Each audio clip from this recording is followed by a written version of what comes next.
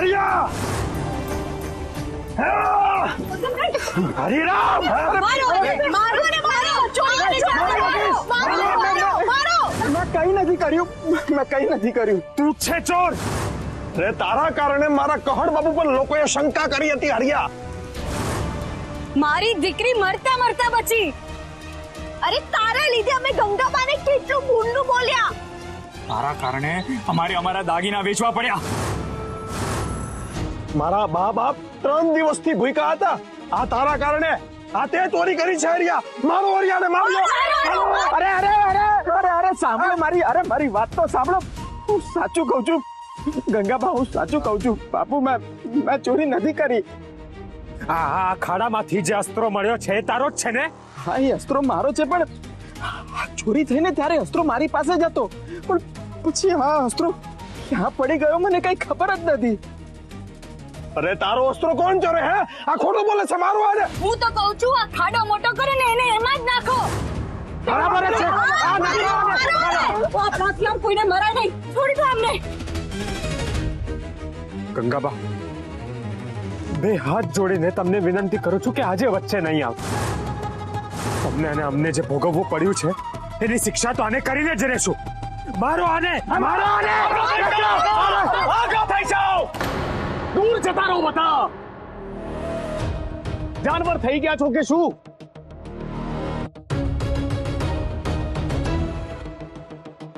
આવી રીતે કોઈ માણસને મરાતું હોય ખસી જાઓ બધા ખસી જાઓ હે ઈશ્વર ઘોર કળિયુગ આવી ગયો છે ઘોર કળિયુગ હે ઈશ્વર આ કળિયુગમાંથી લોપ ઓછો કર મારા ઈશ્વર કૃપા કર હે મારા ઈશ્વર આ લોભી મનુષ્યના હૃદયમાંથી લોપ ઓછો કર શાંતાકારમ ભુજગશયનમ પદ્મનાભમ સુરેશમ હવે આપણે સૌ ભેગા મળીને ઈશ્વરને પ્રાર્થના કરશું કે હરિરામના હૃદયમાંથી લોભ ઓછો થઈ જાય વિશ્વધારમ ગગન સદૃશ્યમ મેઘવર્ણ શુભાંગમ હરિરામ એકદમ ચૂપ જ રહે છે કાંઈ બોલતો નહીં હવે હું જે પણ કરીશ એ તને બચાવવા માટે કરીશ કાંઈ બોલતો નહીં લક્ષ્મીકાંતમ કમલનયનમ યોગીભીર્ધ્યાન ગમ્યમ વંદે વિષ્ણુમ ભવભયહરમ સર્વલોકૈકનાથમ હે ઈશ્વર ક્ષમા કરજે આ લોભીને ક્ષમા કરજે ઈશ્વર ક્ષમા કરજે આને બાપજી હવે આ પાપીને અમારા હવાલે કરો બાપજી અમે નહીં છોડીએ આને ના એને શિક્ષા મળશે અચૂક શિક્ષા મળશે પણ શાસ્ત્રોના અનુસાર શિક્ષા મળશે એ પહેલા એને પ્રાયશ્ચિતનો સમય આપવો પડશે અને માટે જ એ હવે કાળ કોઠડીમાં નજર કેદ રહેશે અને કાળ કોઠડીમાં રહીને એના પાપોનું પ્રાયશ્ચિત કરશે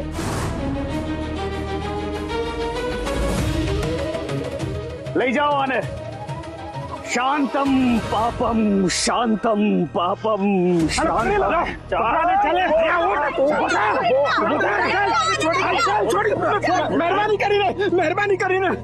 મહેરબાની કરીને મને બાપજીને છેલ્લી વાર પગે લાગી દેવા દો મહેરબાની કરીને બાપુ મહેરબાની કરીને બાપજી બાપજી બાપજી બાપજી બાપજી બાપજી બાપજી હું મારું મોઢું ત્યાં સુધી જ બંધ રાખીશ જ્યાં સુધી મારા ઉપર કોઈ મુસીબત નહીં આવે જેવો મારો જીવ જોખમમાં મુકાયો કે હું બધું જ સાચું બોલી દઈશ તમારા વિશે ધાર કાઢી ઈશ્વર તને સદબુદ્ધિ આપે સાચું ખોટું સમજવાની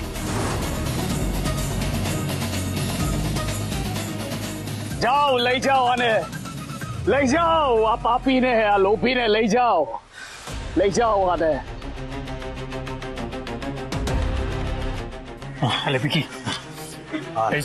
હાલ તો હાલ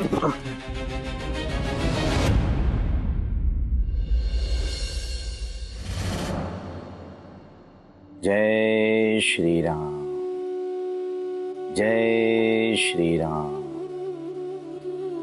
જય શ્રી રામ. આવો ગંગા દેવી, આવો. દાદા, તમે હંમેશા કેવી રીતે જાણી જાઓ છો કે હું આવી છું? તમારી આંખો તો બંધ છે. આત્માની આંખોથી જોવાની શરૂઆત થઈ જાય પછી આ આંખથી જોવાની શું જરૂર? દાદા, સત્ય શું એ જ છે જે દેખાતું હોય? ના,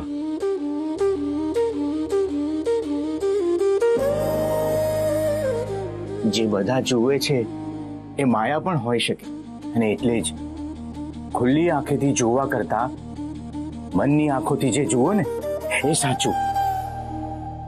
બોલ, તારા મનમાં શું ચાલી રહ્યું છે? દાદા, મને લાગી રહ્યું છે કે હરિરામે ચોરી નથી કરી. તો કોણે ચોરી કરી છે? આખા ગામને લાગે છે કે હરિરામે ચોરી કરી છે, કારણ કે સોનાની સાથે એનો અસ્ત્રો મળ્યો. પણ પણ શું? મેં હમણાં જ કહ્યું, આંખે જોયેલું કદાચ અસત્ય પણ હોય. ઈશ્વરે આપણને આંખો તો આપી છે ફક્ત જોવા માટે. સત્યની શોધ કરવા માટે આંતરચક્ષુ આપ્યા છે.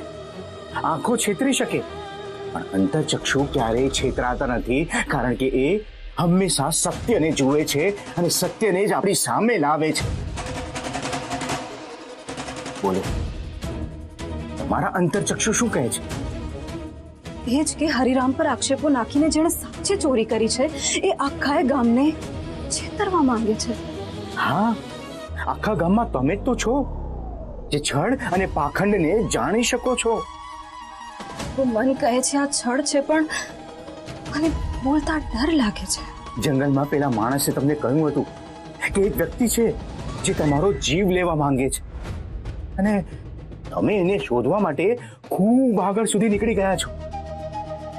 બોલો, હવે તમે સાફ સાફ કહો, તમને શું લાગે છે? દાદા, હરિરામ માત્ર કઠપૂતળી છે, અને આ કઠપૂતળીના તાર જેના હાથમાં છે એ એના ઈશારે નાચે છે. આ કઠપૂતળીને નચાવનાર, મને ઝેર આપનાર, જંગલમાં કળ સમજીની હત્યા કરાવનાર બીજું કોઈ નહીં પણ બાપજી છે.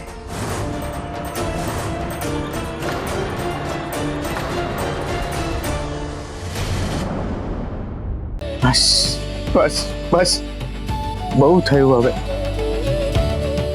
જે કંઈ પણ થઈ રહ્યું છે એના માટે હું જ જવાબદાર છું. શું ભગવાનને જ ભક્તની કસોટી કરવાની છૂટ છે? ભક્ત ભગવાનની કસોટી ન કરી શકે? એક તરફ ગંગા પોતાના જીવથી એ વાલી ભક્તિને ત્યાગીને કેટલી પીડાતી હશે એ સમજી શકું છું હું. પ્રભુ, જ્યારે તમે આ લોકને છોડીને જઈ રહ્યા હતા ત્યારે વીંટી શોધવાને બહાને તમે મને પાતાળ લોકમાં મોકલી દીધો. હું જ્યારે પાછો આવ્યો ત્યારે તમે મને છોડીને ચાલ્યા ગયા હતા, અને ચિરંજીવી એવો હું તમારી પાસે કેવી રીતે આવું? એ દિવસે મેં જે આક્રંદ કર્યું હતું એ આક્રંદ મને ગંગાના મૌનમાં દેખાઈ રહ્યું છે. કરસંગ પોતાના જીવથી એ વાલા ગામવાસીઓને લડતા ઝઘડતા દુખી થતા જોઈને કેટલો રડતો હશે તે મને દેખાઈ રહ્યું છે. પણ હું શું કરું? કેવી રીતે તમને સમજાવું કે અમુક વસ્તુ ન જાણવામાં જે આનંદ છે સર્વજ્ઞ બનવામાં નથી. પણ હવે હું આ બંનેને વધારે પીડાતા નહીં જોઈ શકું. નહીં જોઈ શકું. હવે હું વધારે મૌન રહી શકું એમ નથી. સમય આવી ગયો છે. સમય આવી ગયો છે ગંગા અને કહળને સત્ય જણાવી દેવાનો. બસ આજની રાત અંધકાર રહેશે એમના જીવનમાં. આવતીકાલે બધું જ બદલાઈ જશે. સત્યનો પ્રકાશ રેલાશે એમના જીવનમાં. સત્યનો પ્રકાશ.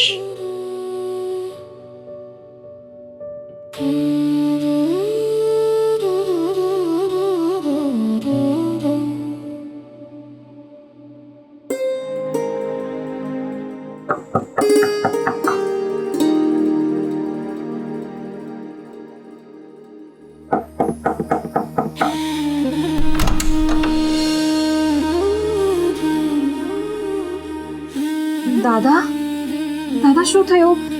તમે રડો કેમ છો? જ્યારે એક ભક્ત રડતો હોય છે ને, ત્યારે ભગવાન પણ રડતો હોય છે.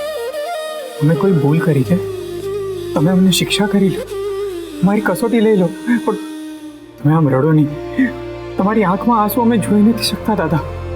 આ આંસુ દુઃખના નહીં, ખુશીના છે. શીના એટલે દાદા? તમે બંનેએ મારા માટે બહુ સહન કર્યું છે. કોઈ પણ ન કરે એટલી સેવા તમે આ રોગિયાની કરી છે. અને એ સમય દરમિયાન તમારા માથે કેટલા બધા સંકટો આવ્યા હતા. આખું ગામ તમારી વિરુદ્ધ થઈ ગયું હતું. મારા કારણે તમે લોકોએ પથ્થરો પણ ખાધા. તેમ છતાં તમે મને આટલો બધો પ્રેમ કરો છો. તમને મારી આટલી બધી ચિંતા છે. આટલું બધું થયું છતાં પણ તમારી શ્રદ્ધામાં લેશ માત્ર ઉણપ નથી આવી. તમે આ બધું શું બોલો છો? હવે કોઈ કસોટી નહીં, કોઈ રહસ્ય નહીં. હવે સમય આવી ગયો છે બધું જ સાચે સાચું કહી દેવાનું.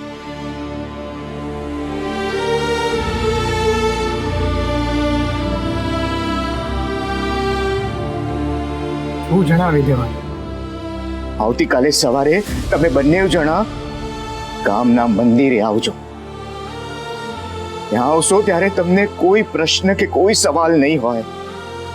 તમે જે જવાબો માટે તરફડી રહ્યા છો, જવાબ તમને ત્યાં મળી જશે.